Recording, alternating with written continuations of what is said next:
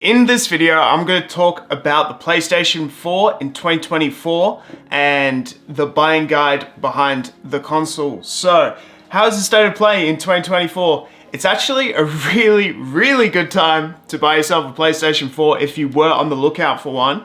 You can actually get a pre-owned PlayStation 4 for around the $200 range in Australia at this point. In America, that would be like $100, right? So, insane prices for the PlayStation 4. You get some really good games for that price. Okay, it's not as good as the PlayStation 5, so you're gonna get faster load times, but there's so many good things about the PlayStation 4, such as screen customization. The games were incredible. Like, what they did with the games in the PlayStation 4 era was so good. They lasted like a decade, right? So, one of the best gaming consoles of all time, bar none, that you can get for like $200. If you can't afford a PlayStation 5, if you want a decent console that can run still PlayStation exclusives, I would get myself a PlayStation 4, honestly. It's actually one of the better ones to go for. Because of the price, the accessibility, it's really solid. A lot of PlayStation 4s are in great condition. These are both pre-owned PlayStation 4s. This is my PlayStation 4 Pro. This is my original PlayStation 4 as well. It might be the slim model. PlayStation 4, man, what a console. Definitely lasted over a decade. So many great games, from Grand Theft Auto to God of War. Man, like, so many good consoles. Even Horizons, like, really delivered during this console time. So many interesting niche games as well. The only biggest fallback was that fan noise and the load times. I would not be complaining at all. So I scoured across eBay, Facebook Marketplace, and CEX to see the prices. CEX is a little bit more, but if you get an A-grade tested, it's definitely one that I would probably go for. You see it in person, you go, okay, this works, it's great. Like, as long as you get a really nice A-grade PlayStation 4 physically, then there's nothing wrong with that. If you want to get an even better deal, maybe you go on the Facebook Marketplace route, where you can actually go to the person, see it firsthand, do a game test in person. You just want to make sure that seller has a great description. You want to make sure there's a lot of photos on the PlayStation 4. You can get like a good bundle for even $200 on Facebook Marketplace with games included, so it'll start you off straight away. Fantastic option. Make sure the seller also has a really good rating and a good track record. That's also the main thing. So also beware of like public places or private places when you're meeting up with these people. Like, just be careful with these things. In terms of eBay, it's actually another really fantastic option. Once again, seller has a good rating, good description, lots of photos, you know what condition it's in. You see that this is a really trusted source and product, and it's definitely worthwhile going for, and you can get some really good auctions on the PlayStation 4, potentially a good sale on there, or you could get just to buy it now. As long as it's not too much postage, it should be great, because I've seen really good bundles with the PlayStation 4 at the moment, where you can actually get the console, a whole bunch of games for a really good price. Now, if you were to upgrade and get the PlayStation 4 Pro, it's also going to be a little bit extra, probably a $50 difference. But what you're getting with the PlayStation 4 Pro, you're getting 4K coverage. It's a more powerful machine than just the original PlayStation 4. I've actually noticed that the PlayStation 4 original was a bit faster than the PlayStation 4 Pro, but the PlayStation 4 Pro has that 4K support, just better output in general. So those are the main differences that I noticed between the two.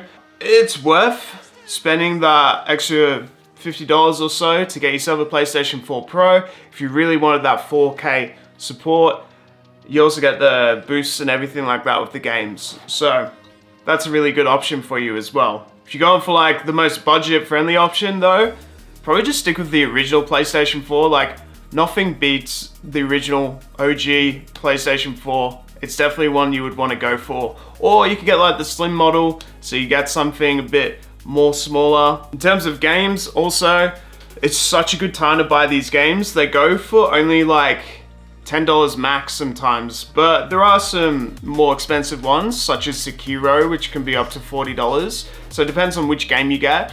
but there's some notable games. Obviously God of War. I actually prefer this one a little bit more than Ragnarok. I just think that it just tells such an amazing story. So easy to get into and so easy to play.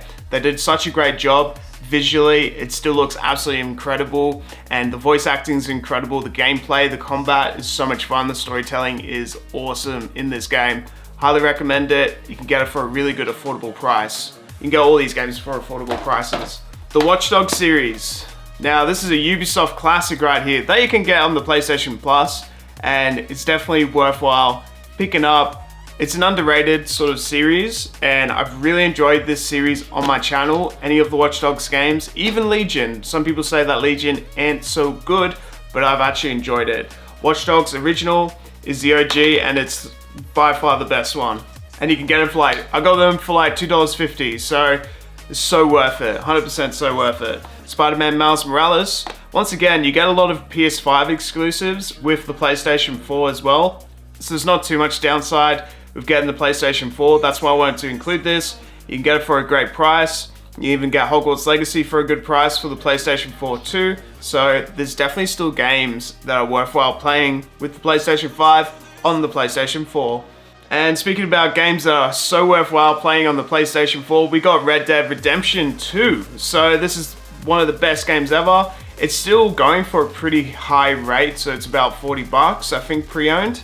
And this game is one of the best games you can definitely get, and 100% worth it. I think I bought this game actually for 28 bucks, 100% worth it. And I just picked up this one, which is Red Dead Redemption, showing that, I can still buy brand new PlayStation 4 games. I got it for a good discount. It comes with Undead Nightmare and the original Red Dead Redemption game, a 2-in-1 package that you can't say no to. It was 100% worth it, and I'm excited to delve into this game. We got some niche games such as Days Gone, we got Infamous Second Son, we got The Outer Worlds, and we got Sekiro. These are all PlayStation 4 exclusives that were so good during this time. Maybe The Outer Worlds is not an exclusive to the PlayStation 4, but I'm pretty sure that Infamous Second Son is, Sekiro definitely is, Days Gone 100% is, I believe. And these are all really good priced games. Sekiro's a bit more expensive because it's such a niche game, but one of the best samurai games out there. Definitely still challenges you, so it's one of those games where you want to give it a go and play it if you can actually survive and get through it. Outer Worlds is a really fun game about space colonies and all sorts. They have this really cool slow motion effect during the gameplay. It's so much fun. Infamous Second Son, it's like this X-Men sort of game where this guy has these superpowers. You end up in this sort of open world format. You kind of go rogue, and it's so much fun. Days Gone, classic apocalypse survival game. There's even DayZ as well, which is a really good game for your PlayStation 4 that you could play. All of these are incredible. How can I miss out on The Last of Us, of course, as well. I didn't actually have the box of The Last of Us, but just talking about post-apocalyptic games, man, The Last of Us Part 1 and Part 2, you have to get it for your PlayStation 4. You can get it for a really good price too. Jedi Fallen Order, once again, fantastic game. It now goes for 12 bucks. So worth getting. It's one of the best stories. You can even get Jedi Survivor, I believe, for the PlayStation 4 as well. So games like these, they're just so good to get. So much fun. It was only released a few years ago, and they're in great condition, and there's so much worth getting. Cyberpunk 2077 and The Witcher 3 Wild Hunt. Man, both of these games are so worth it, and they've really improved on this game, really worked for this game, and over time it's become one of the best open world Cyberpunk games ever to exist. So worth getting for a really good price. I think I bought it for 28 bucks. So worth it. So yes, now's definitely time to get yourself a PlayStation 4. You make the decision of what you guys want to do. Let me know what you would recommend doing with the PlayStation 4. Thank you for watching. See you guys next time.